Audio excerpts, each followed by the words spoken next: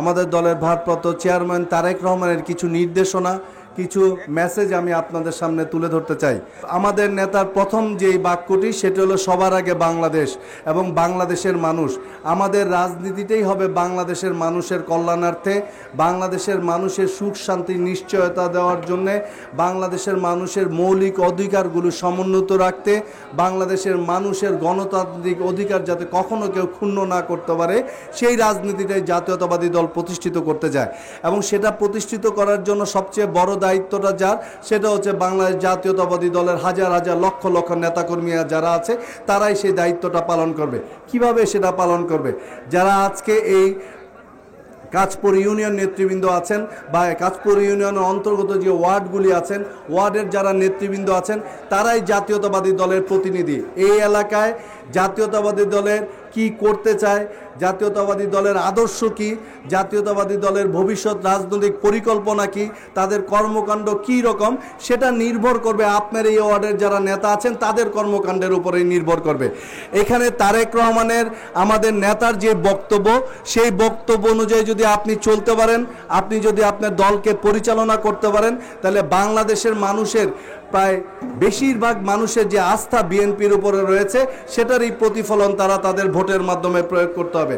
আমাদের নেতা বলেছেন যে আগামী দিনের রাজনীতিটা, নির্বাচনটা অনেক কঠিন হবে। এই অর্থে কঠিন, সেই অর্থে কঠিনটা এই কারণে না যে ভোটে বিএনপি কম পাবে। এখনও বাংলাদেশের 70 থেকে 80% মানুষ বিএনপির উপরে আস্থাশীল এবং বিএনপিকেই ভোট দেবে। কিন্তু ভোট দেওয়াটা বিষয় নয়, বিষয়টা হলো যে মানুষের যে চাওয়া, মানুষের যে আকাঙ্ক্ষা, সেই আকাঙ্ক্ষাটা আমরা কতটুকু বাস্তবে পরিণত করতে হবে সেটাই আমাদের জন্য কঠিন চ্যালেঞ্জ।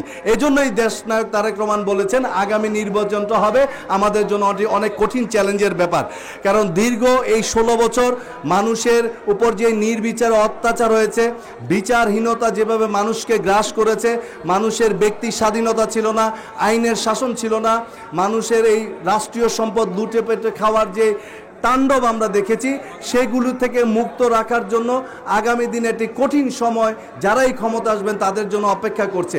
তো সেই অপেক্ষাটাই সহজ করার জন্য সবচেয়ে বেশি প্রয়োজন হলো জাতীয়তাবাদী দলের আদর্শের নেতাকর্মীদের সেই কর্মকাণ্ডর মাধ্যমে এই কাজটিকে সহজ করার দেওয়ার জন্য আমরা বিশ্বাস করতে চাই এবং প্রত্যাশাও করি জাতীয়তাবাদী দলের নারায়ণগঞ্জ জেলা শাখার প্রত্যেকটি দায়িত্বশীল নেতাকর্মী অবশ্যই এরকম কোনো কর্মকাণ্ডের সাথে জড়িত বিগত দিনেও ছিলেন না, বর্তমানেও নেই, ভবিষ্যতেও থাকবে না, সেটা আমাদের বিশ্বাস। কিন্তু সমস্যা হলো যে এই দোসররা, এই আওয়ামী লীগের এই পেতাত্তারা চলে গেছে নেতৃস্থানীয় যারা, কিন্তু তাদের অনেক লোক এখনো সমাজে বিদ্যমান।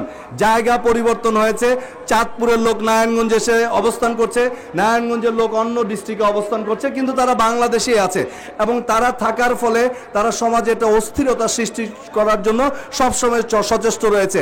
এবং আমাদের দলের মধ্যে কোনো ব্যক্তি পর্যায়ে কোনো প্রতিযোগিতার এই সুযোগ নিয়ে এই দোসররা, ভিন্ন মতাবলম্বীর কিছু কুচক্রী মহল নিজ দলের মধ্যে প্রবেশ করার সুযোগ পাচ্ছে, যারা সেই অন্যায়টা করছে, যেটা দায় দায়িত্ব বিএনপির উপর এসে পড়ছে। এজন্য আমাদের ইউনিয়ন পর্যায়ের এবং ওয়ার্ড পর্যায়ের নেতৃবৃন্দকে আরও সতর্ক এবং সজাগ দৃষ্টি রাখতে হবে।